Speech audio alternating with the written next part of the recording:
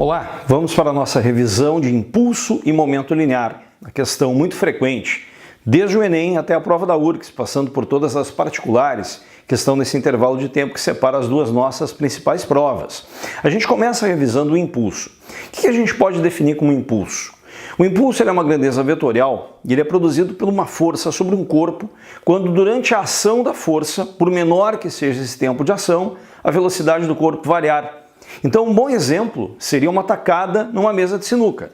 No momento que nós tivermos a bola sobre a mesa e uma tacada for dada sobre a bola, no intervalo de tempo que apesar de curto, o taco esteve em contato com a bola, a força produzida pelo taco sobre a bola produziu uma mudança na velocidade da bola. Então nós vamos dizer que a força impulsionou essa bola. Poderia ocorrer também um impulso por ação e reação. Olha só, se a bola azul bater na bola vermelha, há uma força da amarela sobre azul. Se a amarela bater sobre a azul, há uma força da amarela sobre a azul e a reação da azul sobre a amarela. E, consequentemente, nós teremos aí dois impulsos, o da amarela na azul e o da azul na amarela. Além do impulso do taco. O impulso é uma grandeza vetorial que sempre tem o mesmo sentido da força que produziu ele e, se a força for constante, pode ser obtido pelo produto da força e do tempo de ação dessa força. Caso contrário, vamos lembrar, temos que fazer a área do gráfico força-tempo. A segunda grandeza importante é a quantidade de movimento linear, ou, se você preferir, o momento linear. Toda massa, como essa bola de número 4, que tiver movimento, ela vai ter associado a esse movimento uma quantidade de movimento linear, um momento linear, que também é uma grandeza vetorial e que possui mesma direção e sentido da velocidade. Esse momento linear, essa quantidade de movimento linear, ela é obtida pelo produto da massa e da velocidade do corpo, sendo, reitero, de mesmo sentido da velocidade do corpo. Existe uma relação que eventualmente é muito cobrada em prova, que é a relação entre o impulso resultante e a variação do momento linear. Então observe bem, se nós dissermos que essa bola de número 4 sofreu uma tacada, a gente vai dizer que o impulso resultante sobre a bola foi igual à variação da quantidade de movimento que a bola sofreu. Então toda massa que estiver dotada de uma certa velocidade ou não e sofreu um impulso resultante e a velocidade dela vai variar, tem esse impulso resultante vetorial igual à variação do momento linear. Veja bem, uma subtração vetorial. É a quantidade de movimento final menos a quantidade de movimento inicial. Lembra, gente, daquela questão clássica onde a bola vai bater e voltar, que tanto PUC quanto URGS já trabalharam, o Enem ainda não.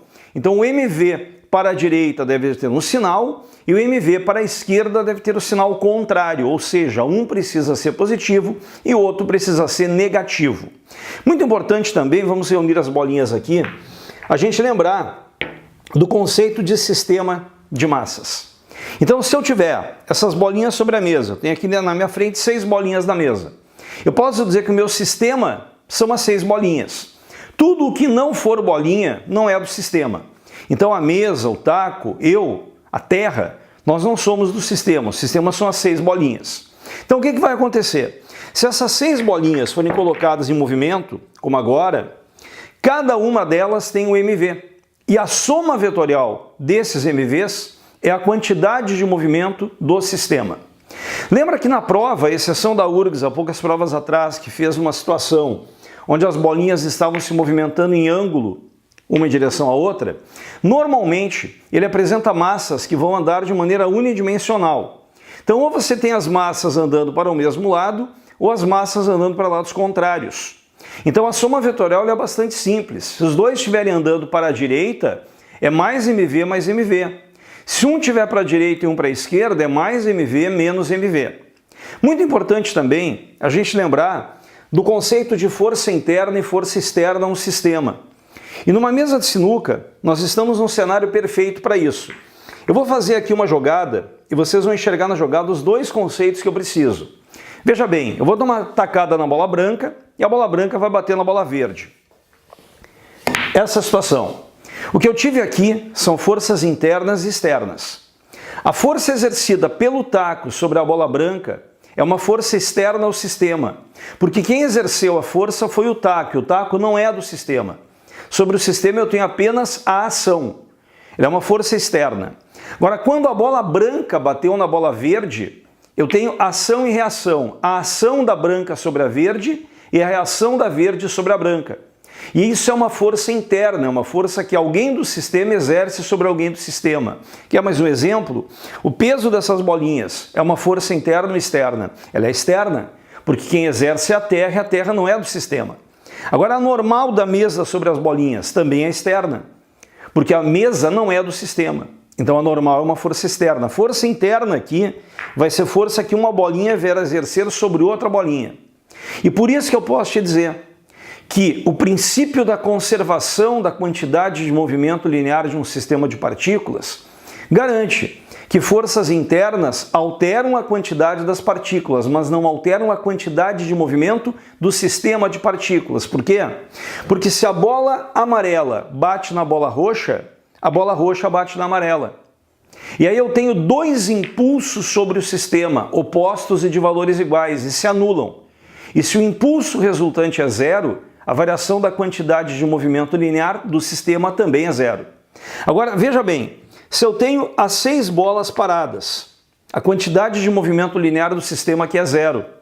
E eu dou uma tacada, a quantidade de movimento linear do sistema deixa de ser zero, porque a tacada foi uma força externa. E forças externas, sim, alteram a quantidade de movimento de um sistema. Por isso que se ele te questionar qual é a condição para que a quantidade de movimento de um sistema de partículas não varie, tu vai responder que a resultante das forças externas sobre o sistema seja igual a zero. E uma revisão final em relação a tipo de choques e colisões. Por exemplo, uma colisão elástica. Nós nos aproximamos muito dela numa mesa de sinuca. A colisão elástica, assim como qualquer colisão, tem a quantidade de movimento do sistema se conservando, ou seja, a quantidade de movimento do sistema, soma vetorial dos MVs do sistema, imediatamente antes e imediatamente depois da colisão é sempre igual. Por quê? Porque durante a colisão a força foi interna. Então, imediatamente antes e imediatamente após a colisão, nós temos a quantidade de movimento linear do sistema idêntica. Em qualquer colisão isso acontece. O que vai distinguir essas colisões é a energia cinética do sistema. Numa colisão elástica, a cinética do sistema é a mesma antes e depois, não há perda de energia. A gente não tem deformação permanente, despreza perdas por som, perdas por calor. Como na mesa de sinuca as bolinhas colidem e não deformam de maneira permanente, a gente até tem uma parcela de som, uma parcela de calor, mas é uma boa aproximação de uma colisão elástica. Agora, quando dois carros colidem na rua, eles amassam. É uma deformação plástica, uma deformação permanente. E aquilo ali consumiu energia cinética do sistema. Então a energia cinética do sistema antes da colisão é maior do que depois. Houve uma perda de energia. Isso classifica a colisão como inelástica. E essa inelástica tem uma forma muito interessante, que é a colisão completamente inelástica. É aquela onde a perda de energia cinética do sistema vai ter sido a maior possível. E aí tem uma característica.